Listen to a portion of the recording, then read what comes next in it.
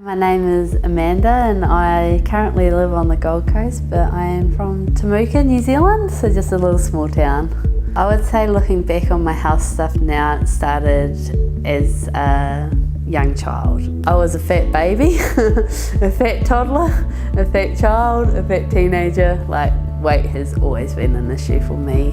I had two sisters and we would get the same meals, we would eat the same meals. They were slim, I was fat. Yeah, even though we would both be outside running around doing the same sort of stuff. So I found out about polycystic ovaries around the age of 16. The reason I went to the doctor is because my mum found out that I wasn't getting my periods, so she dragged me off to the doctor. The hair growth and the losing my hair and all that sort of stuff I just thought was part of me and what I had to deal with. Like, I didn't realise they were symptoms, I just thought they were part of me. So it wasn't until a few years later I went to another doctor. That was probably around the age of 20, I guess. And that's when I got put on the pill for PCOS. In terms of weight, no support. They just tell you to go and lose weight. Don't tell you how to do it or what to do. They just say don't eat as much and exercise more. There's been times that I've been exercising like crazy, 5 times a week at the gym, 2 times a day, eating very minimal and not losing weight. And you go into the doctor and they say, well, you need to exercise more. I went into this doctor and I said, look, I just want to, get some advice on what to do with my PCOS and, what I should be doing. And she goes to me, the only reason you got PCOS is because you're fat. Having PCOS is literally just an excuse to be fat. Yeah, so I always remember that one. So I've done the Weight Watchers, so I've been through stages where I'd hardly eat anything, been through stages where I go to the gym 2 times a day, as well as working a physical job as well, so I was pretty full on then. So I tried different fad diets, the no carbs. When you're in that situation, you just want to give up.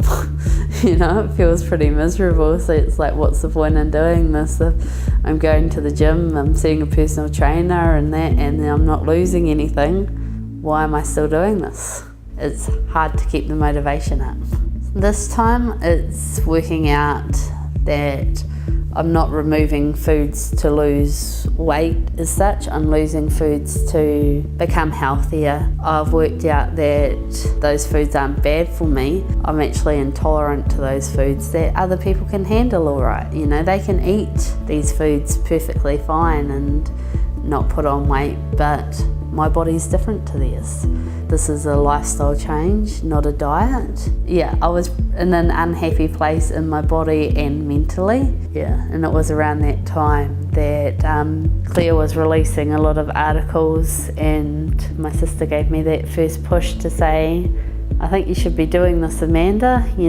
How about you just do it for 3 months? From there I kept reading the articles, I kept following Claire online even more and her Facebook page and her blogs and everything. It was around 2 months I started to really lose some weight. Obviously lost around 30 kg now.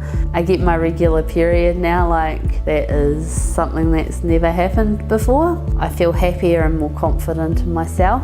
Having more confidence has led me to, to get a new job. I was able to have the confidence in the interview to be able to do this. A year ago you wouldn't have seen me in front of any camera. My why at the start is I just wanted to go into any shop and be able to pick an item of clothing off the rack and be able to wear it.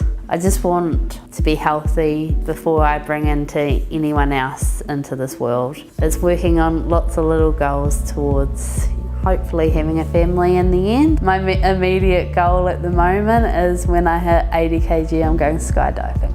10 kg to go until I can go skydiving. When I actually started reading Claire's blogs and finding out more about PCOS, that was a huge weight off my shoulders when I actually realised that, hang on, what I've thought for over 15 years was my fault. This isn't my fault that I'm so big and that I'm growing facial hair and everything like that. It's not my fault. It was really helpful knowing that the reason I was cutting these foods out was for a reason. I was cutting out sugar because I was insulin resistant. There's times then I was way overdoing exercise, but then my body would shut down. Everybody tells you exercise, exercise, exercise, but they don't tell you what you're exercising for, how that's going to affect your body, what's the good exercise to do. You know, finding out that you're doing weights to then build muscle, and then build muscle helps you with your insulin resistance.